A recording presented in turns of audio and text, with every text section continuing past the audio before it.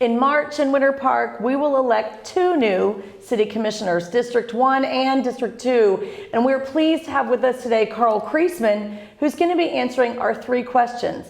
This platform is a way to connect our members and our public with the people that are running for office, hopefully to view it on your phone, your laptop, your tablet, whatever is convenient for you. We'll have more information here at the Winter Park Chamber of Commerce in our candidate forum on February 7th at 8 a.m. So we want you to tune in live on Facebook for that or join us here at the Winter Park Chamber of Commerce. Today we're here with Carl Creasman. Thank you, Carl. Appreciate you spending time. Thank you so much. Appreciate it. And we're going to start with the pretty, hopefully easy first question, which is what uniquely qualifies you in terms of experience and background to serve as a city commissioner in Winter Park? Well, thank you for including me, and it's a wonderful question to start off with. I think we're alive in one of the most dynamic change times in all of human history. So I teach history at Valencia College on the East Campus. I'm the chair for the discipline on the East Campus.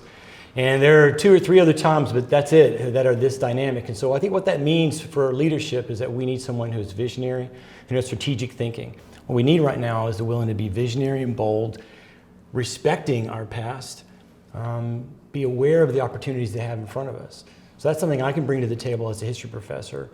I've spent my 30 years of adult leadership and nonprofit leadership, both working in churches and in education. When I was the president of the Faculty Association, we had to complete and finish two things that my predecessors had. They were very challenging. They were not able to get completed. One was a new constitution for us and our shared governance. The other was something the legislature had a position for all the state's colleges to do, which was create a way to measure whether faculty were being effective. We called it post-tenure review. Both of those had stalled previously. I was effective in being able to work strategically with my peers to figure out what's the best way for us to get there. The previous president had in our new constitution had failed. So we had to go back and listen to our members and say, well, what are some of the things that you find most troublesome in this new constitution? So working with that, we were able to get that accomplished. Very challenging things to get accomplished.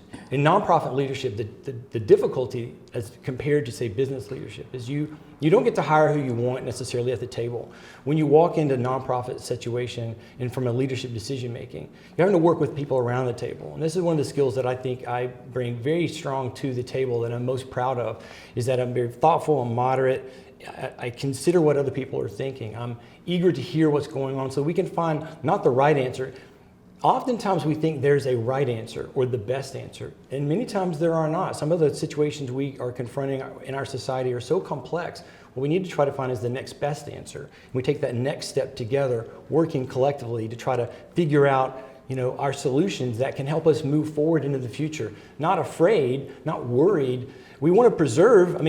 I spent my whole year working, my whole career as someone who has studied how cultures morph and change over time.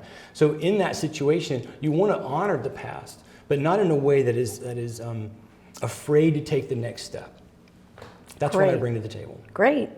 So the Chamber of Commerce is a business organization. We're focused on the needs of the business community.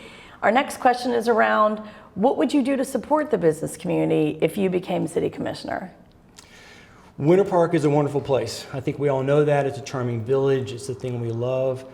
I think then we can, to some degree, start with that positive stance and know that we can be welcoming. However, history is replete with situations where cities and cultures believed they were also unassailable, that everybody wanted to work here, and they didn't innovate, they didn't think strategically, and ultimately some things changed that put them in a position where they became not a wasteland. It became negative. People didn't want to move there.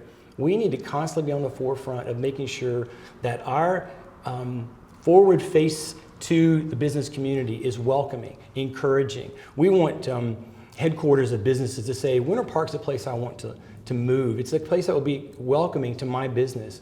And we do that in a variety of ways, I think. One of the things is we do, again, think strategically.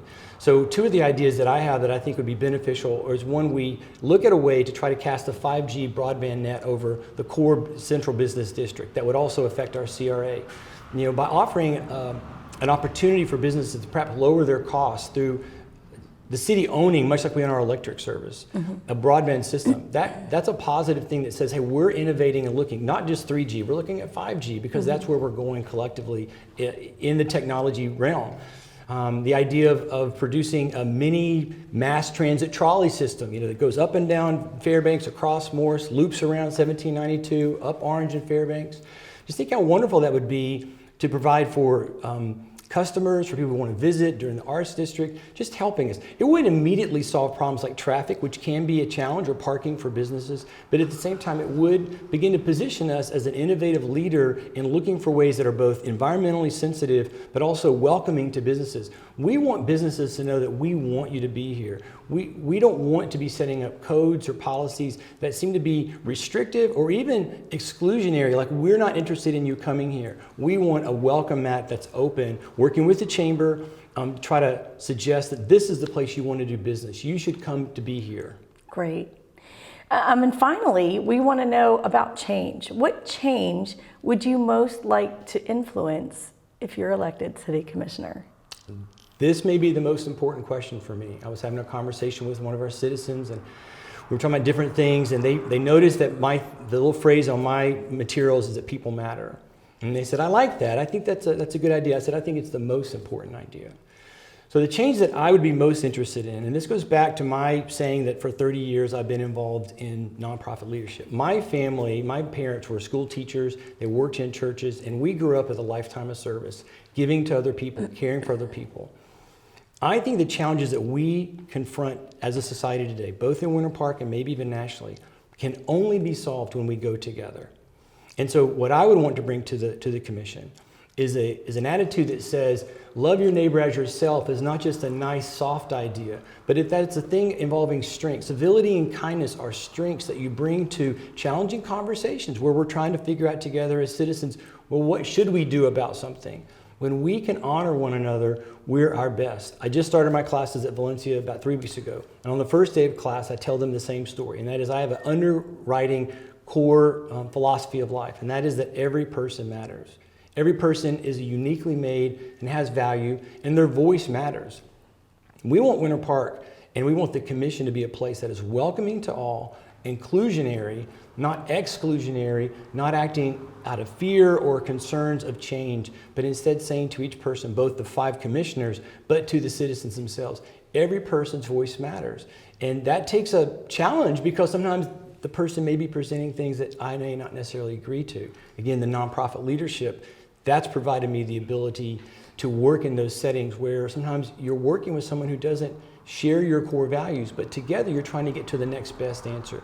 And if we can remind ourselves of that, we can confront any challenge and meet any challenge and opportunity that comes our way for Winter Park. We're better when we go together. Great. Finally, is there anything you want people to know about you that we haven't asked? I ride a motorcycle, used to front a rock band. I love students. I've got 3 lovely kids. You can call me or email me at any time, or anything you want to know, any question on many of the flyers. I've been telling people my own home phone number, 321-245-6882. You can email me or call. I'd love to chat with you. I love people because I love the conversation. I love the working together. Great. Carl Creasman, thank you so much for spending time with us. I appreciate it. You can get more information about candidates running for City Commission seats in Winter Park by logging on to our website here at the Chamber at winterpark.org. We'll also host a candidate forum February 7th at 8 a.m. here at the Chamber of Commerce, or you can watch live on Facebook. Thank you for joining us for 3 questions.